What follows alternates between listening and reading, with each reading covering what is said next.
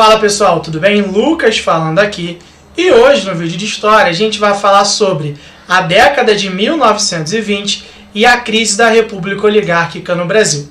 Mas antes da gente começar a falar desse assunto propriamente dito, eu acho que é extremamente válido e importante a gente fazer uma releitura, a gente voltar um pouquinho no tempo e falar sobre o que era a República Oligárquica de fato. Acho que só assim a gente vai conseguir entender o contexto de crise desse sistema político no país. Então vamos lá. Em 1889 era proclamada a República no Brasil através da figura do Deodoro da Fonseca. Chegava ao fim o Brasil Imperial e o país entrava em uma nova fase, a fase republicana, que a gente pode dividir em alguns períodos, em outras pequenas fases, vamos dizer assim. No entanto, a primeira fase, ou primeiro período republicano no Brasil, a gente chama de Primeira República, ou alguns também chamam de República Velha.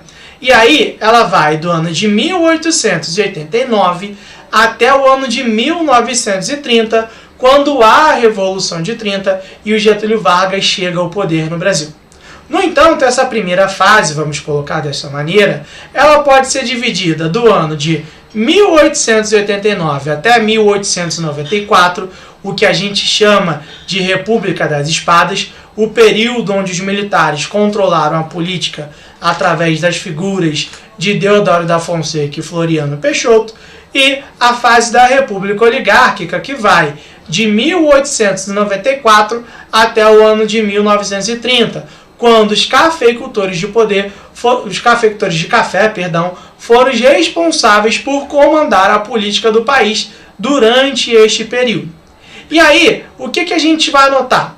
Que durante a República Oligárquica, a gente vai ter algumas características, a gente vai ter algumas práticas que vão ter como principais objetivos beneficiar, do ponto de vista, os produtores de café, principalmente da região de São Paulo, associada aos produtores agrícolas de Minas Gerais, mas também vai ter como um dos grandes objetivos adotar algumas práticas que tinham como finalidade a manutenção de São Paulo e Minas Gerais, ou paulistas e mineiros, no comando da política nacional. Por isso a gente vai observar algumas práticas como a política do café com leite, a política dos governadores, a criação da Comissão Verificadora de Poderes, a gente vai ver o Convênio de Taubaté de 1906. Tudo isso que a gente já estudou em algum momento desse ano, agora se não me engano, há 3 ou 4 aulas atrás. Então, se você não lembra e quer ver melhor isso daí, eu recomendo que vocês peguem lá, né, os nossos vídeos, o histórico das nossas aulas e assista isso que a gente já trabalhou lá. É importante ter essa noção na nossa cabeça. Então, durante todo esse período, a gente vai notar que se adotava uma postura econômica voltada a privilegiar, voltada a beneficiar os produtores de café no país. No entanto, a gente vai também notar que durante o período onde os cafeicultores estavam no poder, mais especificamente no ano de 1914, a Primeira Guerra ocorreu. Se iniciou a Primeira Guerra Mundial. E este evento, este conflito de proporções mundiais, vai acabar gerando uma série de transformações para o país. E essas transformações desse período vão ser responsáveis por fazer com que a República Oligárquica, a República do Café, como a gente pode chamar, entre em crise a partir da década de 1920. Porém, o que a gente vai tentar fazer nessa aula hoje é, primeiro, falar sobre como a Primeira Guerra ela vai impactar diretamente no Brasil, quais são as consequências imediatas e quais serão as consequências, quais foram, no caso, as consequências mais para o futuro que levaram ao fim da República Oligárquica lá no ano de 1930, quando houve a Revolução de 30. Tudo bem? Então, dito isso, acho que a gente já fez uma pequena introdução, acho que a gente pode começar a falar efetivamente sobre o conteúdo que a gente quer trabalhar aqui. Então vamos lá, galera. O seguinte, entre 1914 e 1918, o mundo passou pela Primeira Guerra Mundial. Nessa época, o Brasil ainda tinha uma economia muito voltada para o setor agrícola. Então, o que a gente para pensar é que na economia brasileira existe a ideia de muita exportação, tá? Só que essa muita exportação é de produtos agrícolas, basicamente café, mas também existia muita importação. Como no Brasil o número de indústrias era extremamente reduzido, a gente se via na obrigação de importar os produtos industrializados. Então a gente exportava produtos primários, produtos agrícolas em sua essência, e importava os produtos industrializados. Então o que a gente começa a ver é que a balança econômica do Brasil ela era equilibrada, porque exportava muito, mas importava muito também. Quando ocorre a Primeira Guerra Mundial, os países que fazem parte, basicamente europeus, eles param o seu ritmo, ou eles diminuem ao máximo possível o seu ritmo de exportação de produtos. Ou seja, eles voltam às suas respectivas indústrias para a produção interna, para o mercado interno. Porque durante a guerra, eles estavam fazendo o que a gente chama de esforço de guerra. Então, o que eu estou querendo colocar aqui para a gente é bem simples. Durante a Primeira Guerra Mundial, os países europeus que estavam participando do conflito pararam de exportar seus produtos industrializados e passaram a focar, passaram a vender esses produtos internamente. Ao mesmo tempo em que eles começaram a vender os seus produtos internamente, a gente vai notar que eles vão aumentar a compra de produtos primários, ou seja, eles vão aumentar os seus níveis de importação de produtos primários. Dentro dessa situação, quem vai se beneficiar de alguma forma é o Brasil. Por quê? Ele vai vender muito mais e vai comprar muito menos. A essa característica, a esse fenômeno, a gente chama de uma balança comercial favorável. Ou seja, o Brasil ele está exportando mais e importando menos. Se está fazendo tudo isso, ele está arrecadando mais dinheiro e gastando menos. Como o Brasil necessitava desses produtos industrializados, a gente começa a observar que o país vai passar por uma situação que a gente chama de substituição de importações. A gente começa a criar algumas indústrias, porém, essas indústrias que a gente está criando, elas têm um intuito, elas têm um objetivo de substituir as importações que a gente não está mais comprando, que a gente não está mais tendo. Então a gente está produzindo aqui o que a gente não consegue mais comprar, mas o que a gente tem extrema necessidade. Então a gente começa a observar que o país, nesse momento, ele vai passar por um leve surto industrial. Só que, quem é que tem dinheiro no país? Primeiro ponto que a gente tem que pensar é isso. Quem é que tem dinheiro para financiar o surgimento, para financiar a construção de indústrias no país? Os cafeicultores.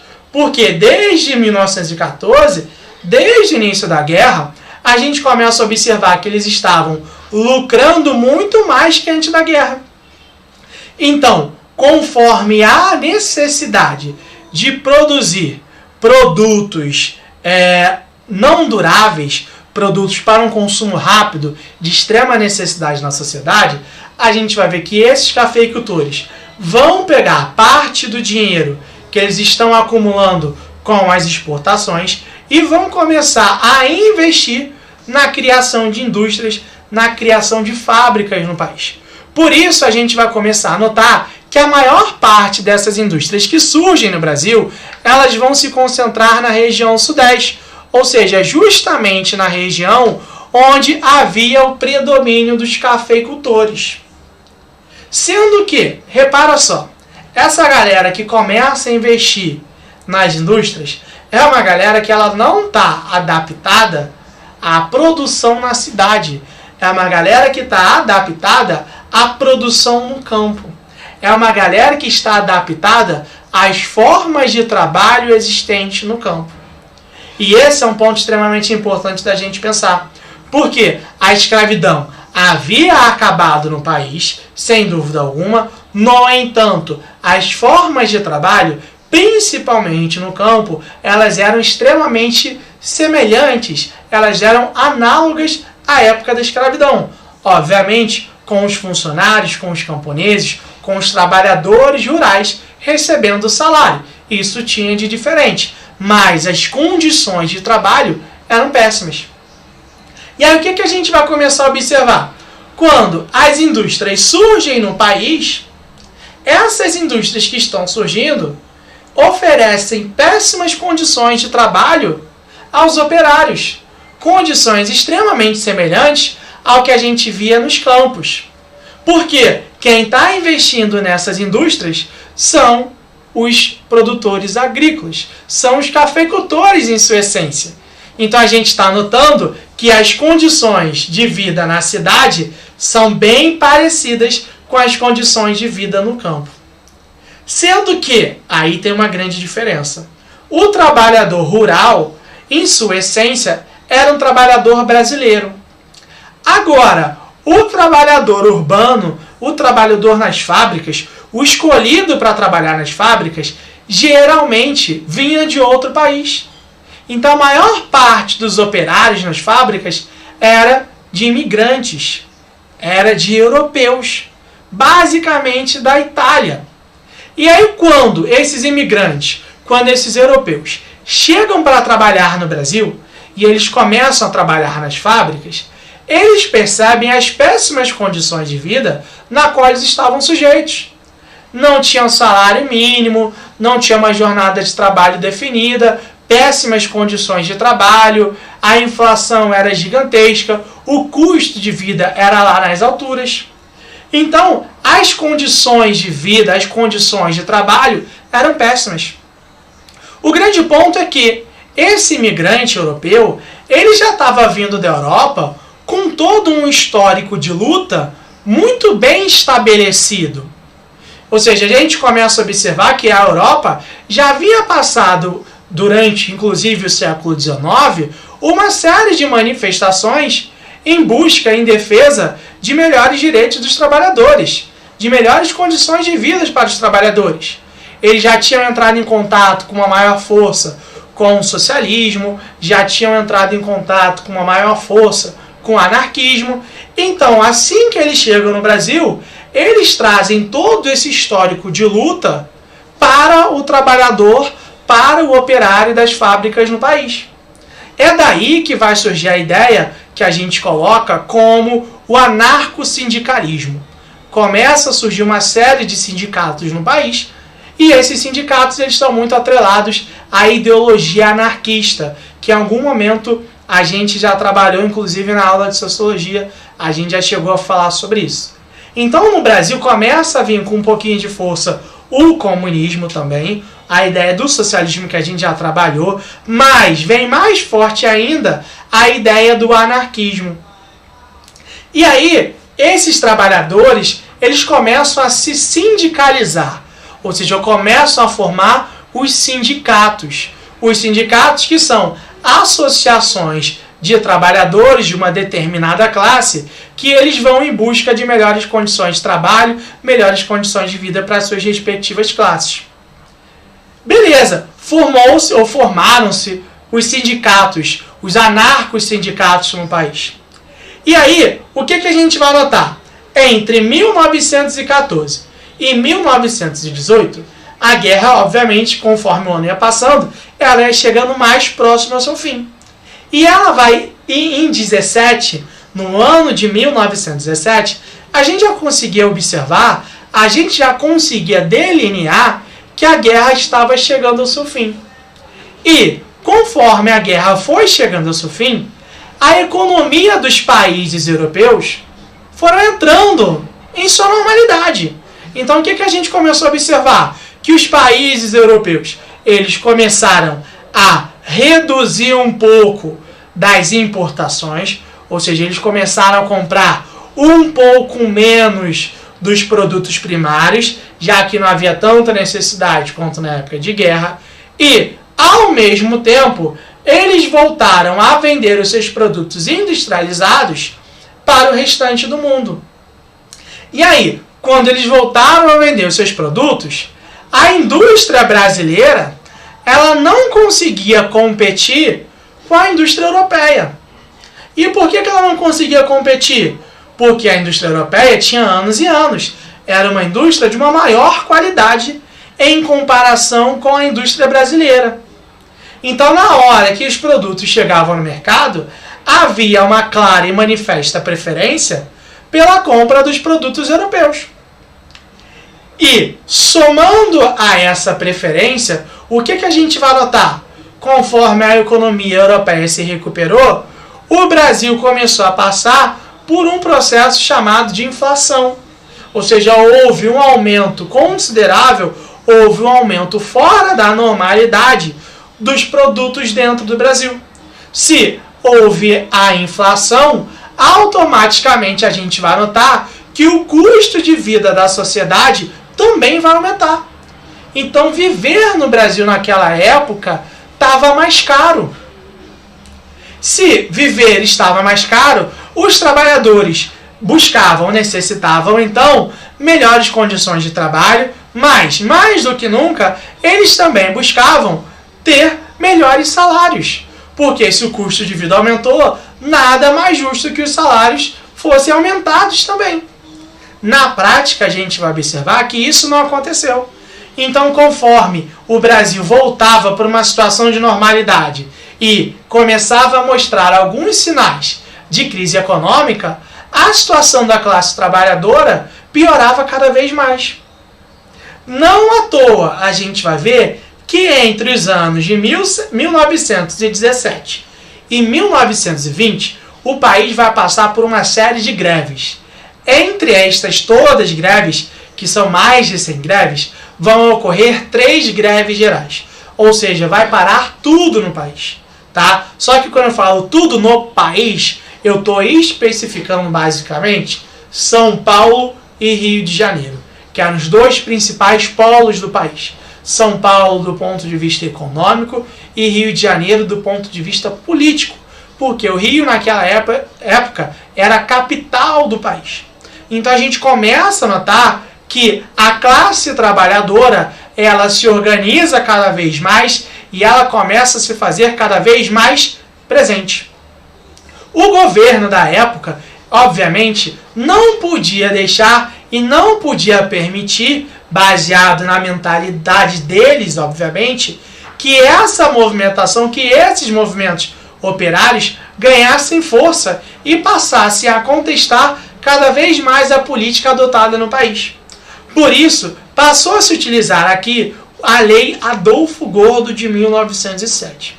O que é essa Lei Adolfo Gordo de 1907, gente? Então, repara, essa lei já existia desde o ano de 1907, porém, passou a ser utilizada em larga escala a partir de 1917, quando começaram a ocorrer as greves no país. A Lei Adolfo Gordo ela dizia o seguinte, que o governo, o Estado brasileiro, poderia expulsar do país qualquer imigrante, qualquer estrangeiro que fosse considerado subversivo ou o que estivesse a favor de desestabilizar o país, de desestabilizar a política. E aí é que está o grande ponto para a gente entender. Dentro do movimento operário, dentro do anarquismo, dentro do socialismo, dentro do anarcossindicalismo, existia uma força muito grande, do que eu já falei, dos europeus, principalmente italianos. Então o governo brasileiro, ele começa a utilizar em larga escala da Lei Adolfo Gordo e começa a expulsar os imigrantes ligados ao movimento operário. E esses imigrantes, em sua maioria, como também já coloquei, mas estou repetindo aqui, eram imigrantes ligados ao anarquismo. Então a gente está notando que no país daquele momento começa a ter uma perseguição muito forte dos anarquistas. E aí, como há uma perseguição muito forte desses anarquistas, Quem é que vai se beneficiar disso? São os socialistas. Mas como assim os socialistas vão se beneficiar?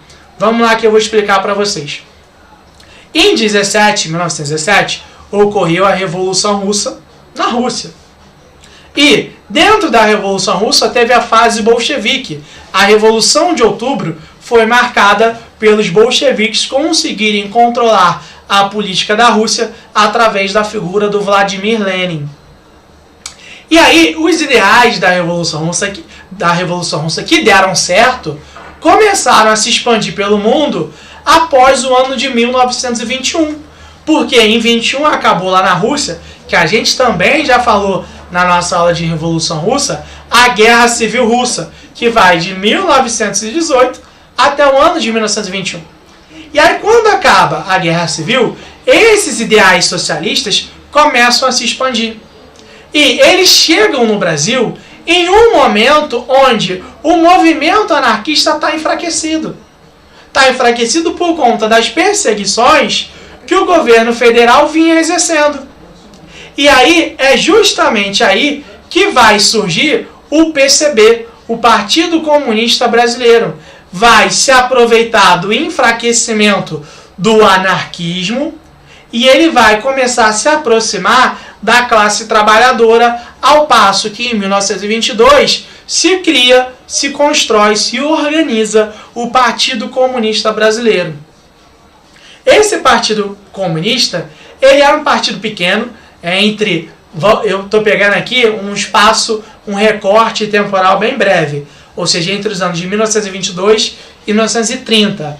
Entre 22 e 30, ele vai chegar a ter no máximo 1.000 membros. Então era um partido bem pequeno mesmo, e era composto basicamente por operários e por ex-anarquistas.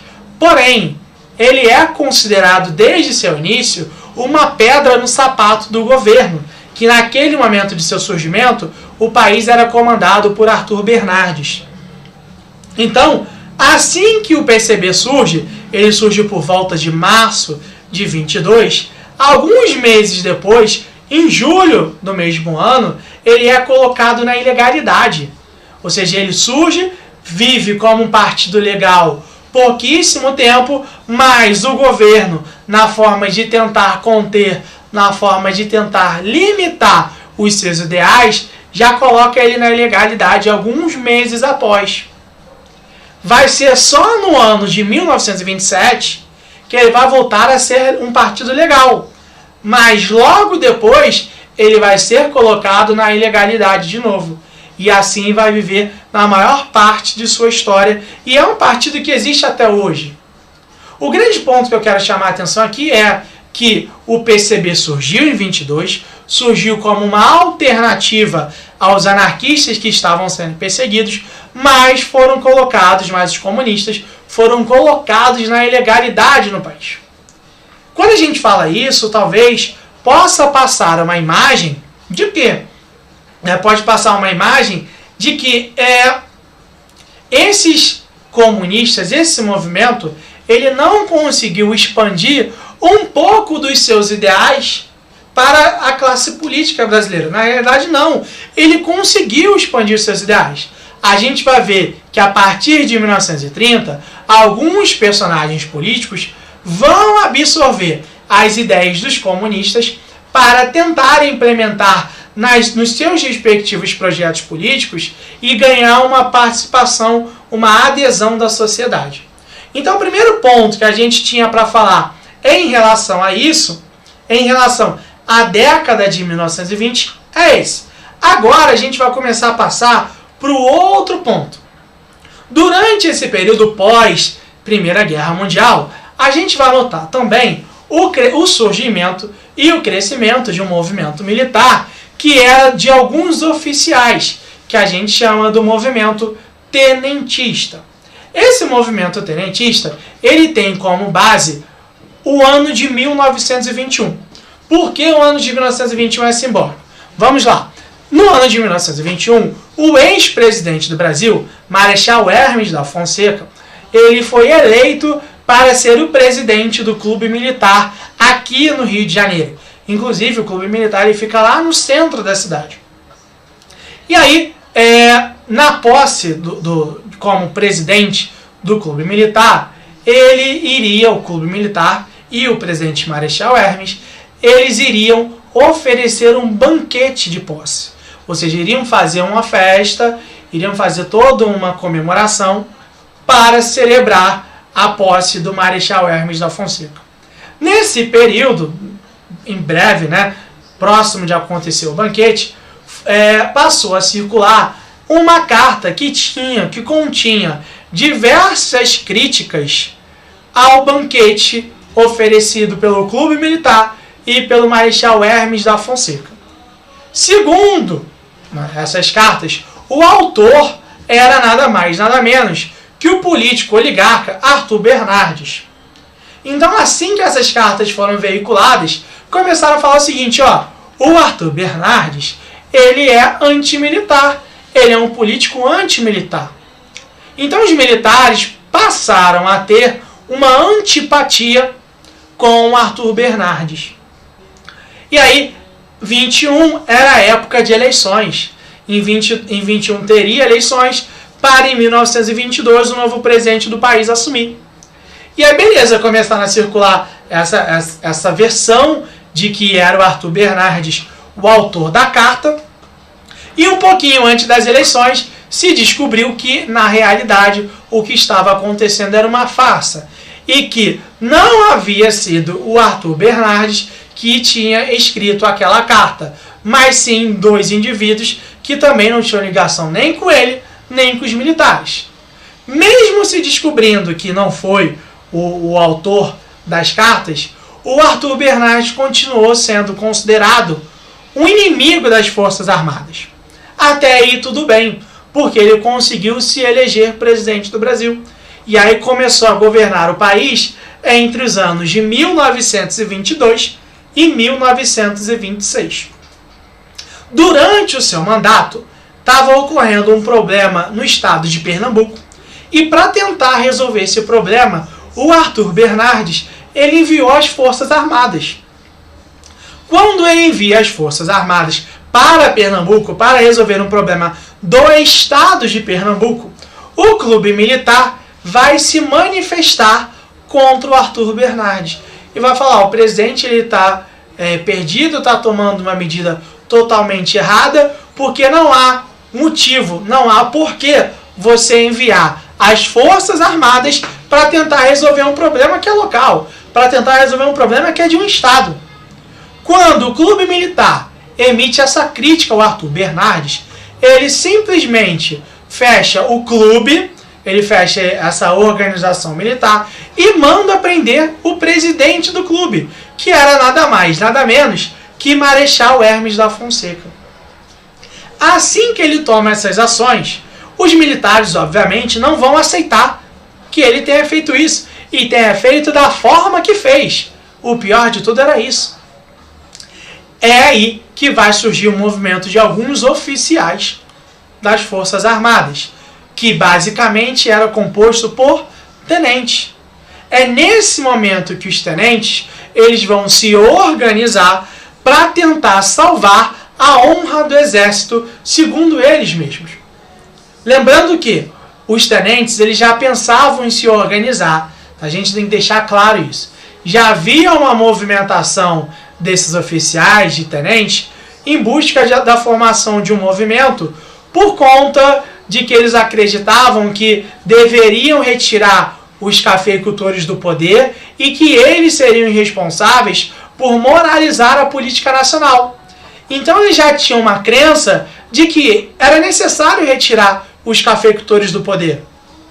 Quando o Bernardes ele fez isso, aquilo ali foi a gota d'água, foi só o ponto para eles se movimentarem efetivamente. E aí, sob o discurso de que era necessário salvar a honra do exército, algum tempo depois, ao fechamento do clube militar e à prisão do Marechal Hermes da Fonseca, eles organizaram o que a gente entende como o Levante dos 18 do Forte de Copacabana. Eles organizaram um motim no Forte de Copacabana. Tomaram o forte e resolveram que aquele movimento ali teria como base, teria como ideia retirar o Bernardes do poder. No entanto, o que a gente tem que começar a pensar é que foi um movimento que teve características de desorganização. Então eles não conseguiram se articular com uma facilidade e, mais do que isso, eles não conseguiram uma adesão popular. Então, rapidamente, as forças do governo encurralaram os revoltosos, encurralaram esses tenentes que estavam fazendo esse movimento, e aí muitos deles se renderam e foram presos, com exceção de 17. 17 militares não se renderam, e aí, num ato de bravura, eles saíram do forte de Copacabana e começaram a andar pela orla do bairro. Quando eles começaram a andar pela orla do bairro, eles ganharam o apoio de um civil, ou seja, o levante dos 18 é em referência a esses 17 oficiais, mais esse civil que começou a caminhar ao lado deles.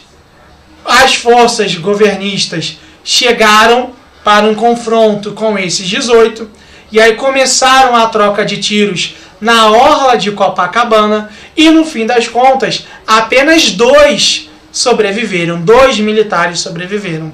Eduardo Gomes e o Siqueira Campos, que inclusive hoje é homenageado por uma estação de metrô.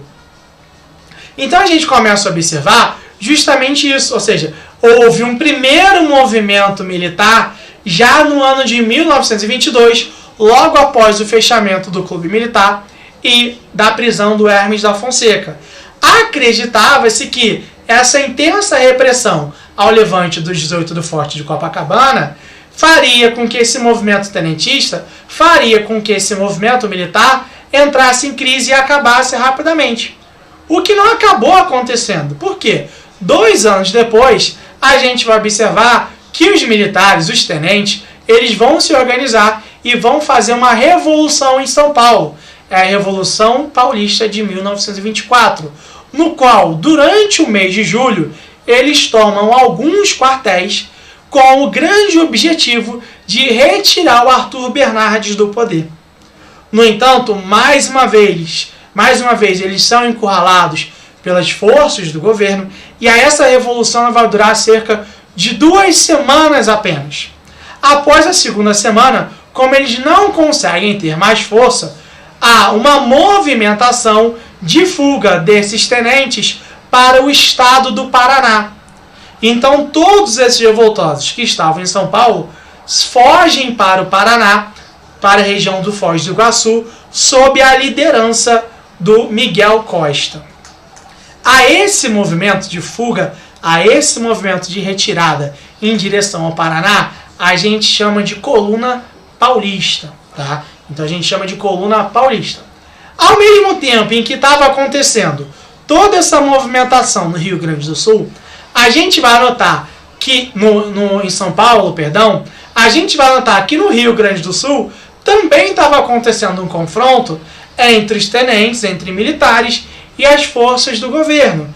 Mas o governo conseguiu encurralar também o movimento tenentista no estado do Rio Grande do Sul. E aí eles realizaram a mesma movimentação dos revoltosos paulistas. Eles saíram do Rio Grande do Sul e foram em direção ao Paraná, a região de Foz do Iguaçu, se encontrar com os revoltosos de São Paulo. Quem liderava esse movimento de deslocamento era nada mais, nada menos que Luiz Carlos Prestes, que a gente vai ver um pouco mais quando formos falar sobre a Era Vargas. Então a gente nota que no Paraná se formou o que a gente chama da coluna Miguel Costa, Luiz Carlos Prestes. Então revoltosos de São Paulo e do Rio Grande do Sul se juntaram no estado do Paraná, e aí eles se organizaram para começarem a andar, para começarem a marchar pelo interior do Brasil. Então eles iam andando pelo interior do Brasil para tentar chamar a atenção do governo, para criar um embate e eles conseguirem derrotar o governo como um todo, mas também para fazer com que eles conseguissem o apoio da população. E aí, essa coluna Miguel Costa, Luiz Carlos Prestes, que geralmente a gente conhece mais como coluna Prestes, percorreu o interior do país entre os anos de 1925 até 1927. Durante esses 2 anos, tá, o que a gente vai observar é que eles percorreram cerca de 24 mil quilômetros. Ou seja, 24 mil quilômetros percorridos para tentar ganhar a adesão da sociedade, para tentar ganhar a adesão ao seu projeto político. Porém, em 27 começaram a ser amplamente perseguidos pelo governo. E aí eles tiveram que fugir ou para a Bolívia ou para o Paraguai. O movimento tenentista ele começava a chegar, de certa forma, em seu momento de maior crise. No entanto, é um erro a gente imaginar, é um erro a gente acreditar que esse movimento ele não conseguiu exercer alguma influência na sociedade. Ele conseguiu exercer influência na sociedade também. Alguns políticos dos setores urbanos, das camadas médias urbanas, vão aderir a algumas ideias do projeto dos tenentes para os seus projetos políticos efetivamente. Beleza? Então, os pontos que a gente colocou aqui, tanto dos trabalhadores quanto dos militares, são pontos extremamente importantes e que são extremamente necessários para a gente entender como vai ser o desenrolar da década de 20 no Brasil como um todo. Porém, mais um porém, eu falei agora para vocês que os tenentes eles pararam a sua movimentação, eles pararam o que a gente chama de coluna Prestes no ano de 1927. E aí o ano de 1927 é o que eu vou continuar falando a história aqui para a gente começar a encerrar a nossa aula de hoje. Por quê? Em 27, o presidente do Brasil já era outro, já tinha mudado o presidente do país. No lugar do Arthur Bernardes, estava o Washington Luiz. Mesmo com todos os problemas que o Bernardes tinha sofrido durante seu mandato, ele conseguiu fazer com que o Washington Luiz se elegesse presidente do país. E aí, durante o mandato do Washington Luiz, que ia entre 26 a 1930, ocorreu o que a gente conhece como a Grande Depressão de 1929. Então o mundo passa pela crise de 29 e o Brasil ele também não sai intacto. O Brasil ele sofre diversas consequências. Para tentar minimizar as consequências da crise de 29 para o seu grupo político, que era dos cafeicultores, o que o Washington Luiz faz? Em 29 para 30 teria eleições, e aí o projeto, aquela ideia da política do café com leite, previa que sempre em época de eleições teria negociações entre São Paulo e Minas Gerais para eles definirem da onde que seria escolhido o candidato a presidente do país. Só que na época, em pleno 1929, para tentar beneficiar São Paulo, o Washington Luiz, ao invés de escolher como próximo candidato a presidente o Antônio Carlos, que era um político mineiro, ele escolhe Júlio Prestes, um político paulista. Ou seja, ele trai a ideia da política do café com leite. Ele trai Minas Gerais. Minas Gerais, obviamente, não aceita a traição de São Paulo. Porque ele percebe que, beleza, era meu aliado apenas por interesse de fato. Quando há um momento de crise, ele vai lá e está abandonando a política, ele está abandonando o acordo que a gente fez. Então Minas Gerais não aceita isso, rompe relações com São Paulo e se organiza, se junta a 2 estados, Paraíba e Rio Grande do Sul, que a gente chama de oligarquias dissidentes. Junto com esses 2 estados, ele vai formar o que a gente conhece como a Aliança Liberal. A Aliança Liberal era uma espécie de um acordo, uma espécie de um grupo que tinha como intuito se tornar a oposição de São Paulo nas eleições de 1930. E assim foi feito. Nas eleições de 1930, de um lado estava Júlio Prestes e do outro lado estava o candidato da Aliança Liberal. Só que não era o mineiro. O candidato escolhido por eles foi Getúlio Vargas, um fazendeiro gaúcho. E aí foi, beleza, ocorreram as eleições em 30. Essas eleições elas foram marcadas por uma intensa corrupção, principalmente do lado de São Paulo. E essas eleições tiveram como resultado a vitória do candidato do Washington Luiz, que na realidade era o Júlio Prestes. Beleza, o resultado até que foi aceito, mais ou menos aceito.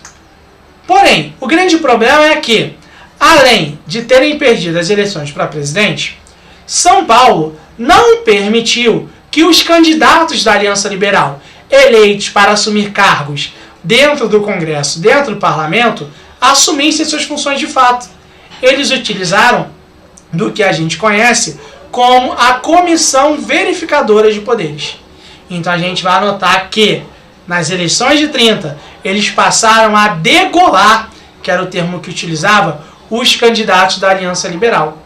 E aí isso começou a acirrar cada vez mais os ânimos, cada vez mais as tensões.